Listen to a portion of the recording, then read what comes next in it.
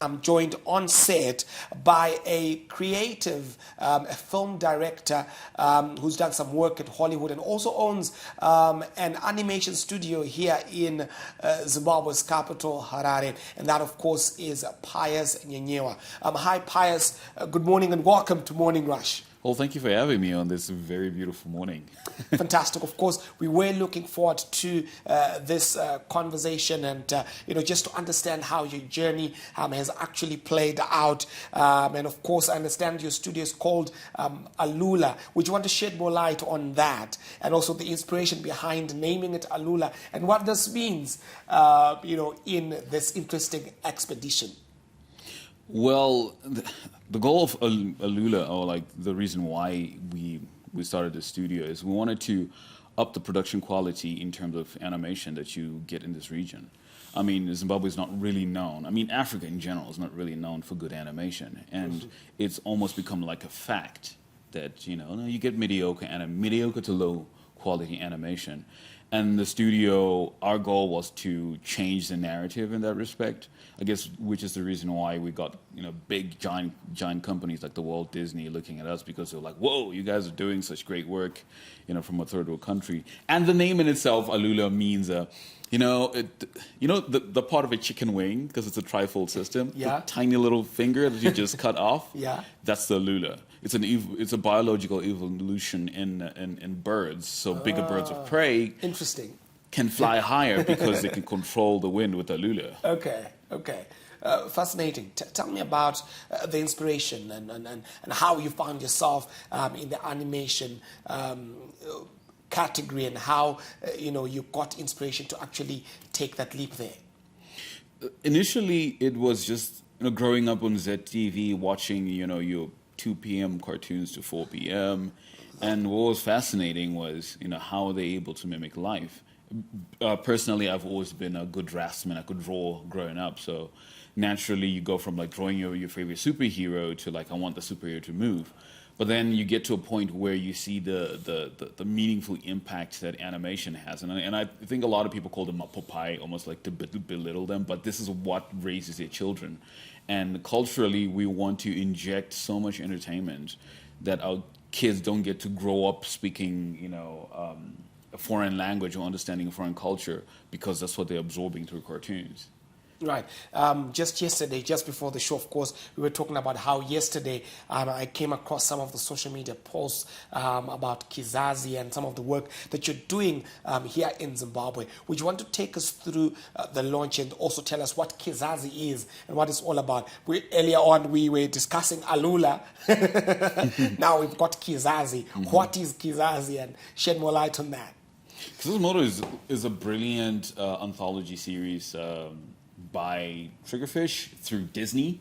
It's a combination of 10 short films from across Africa, and our film was lucky enough to be one of the 10 to make the cut. The goal was to tell an aspirational story that brings hope to Africa in a sci-fi context. And our story is called Mkuze, Episode 6. Go watch it.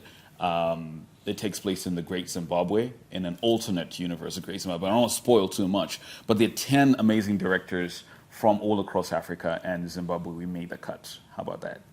Right. Of course, this obviously gets all those movie lovers excited and having much to actually look forward to.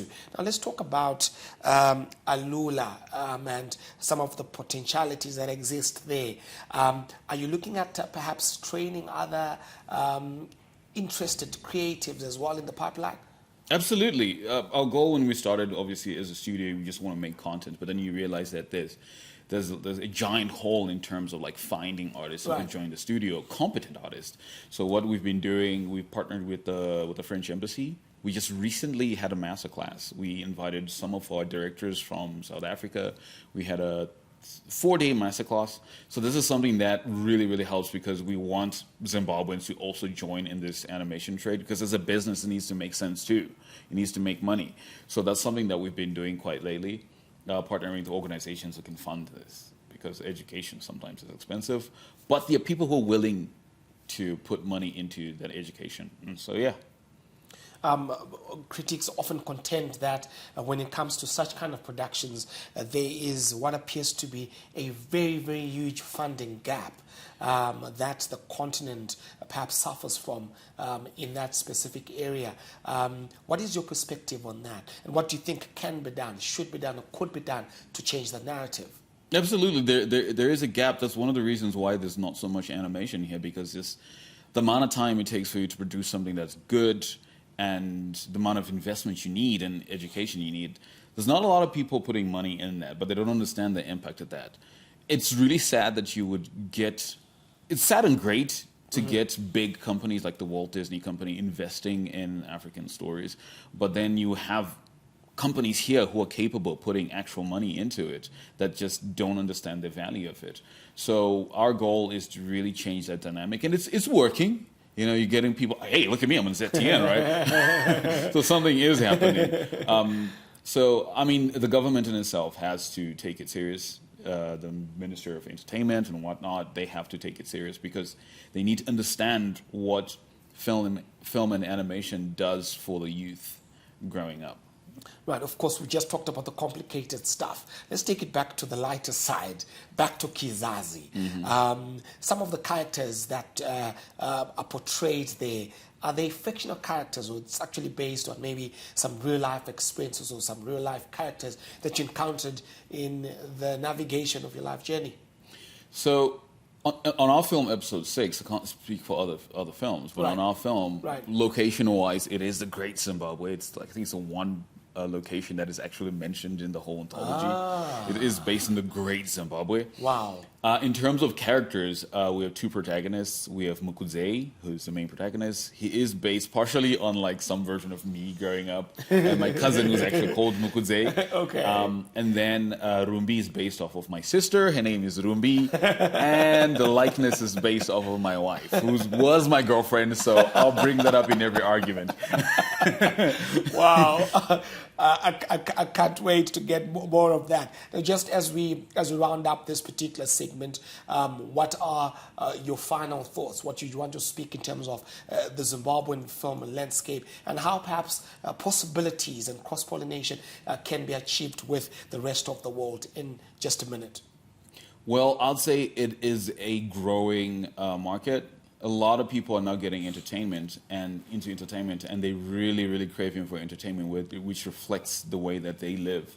So I think I don't want to speak with these colonial borders. I'll just say like African entertainment is growing, and we're on the brink of something that is truly amazing, because Africa, in terms of story for film, is untapped. So there's so much for people to get from this continent. So I'm very, very hopeful.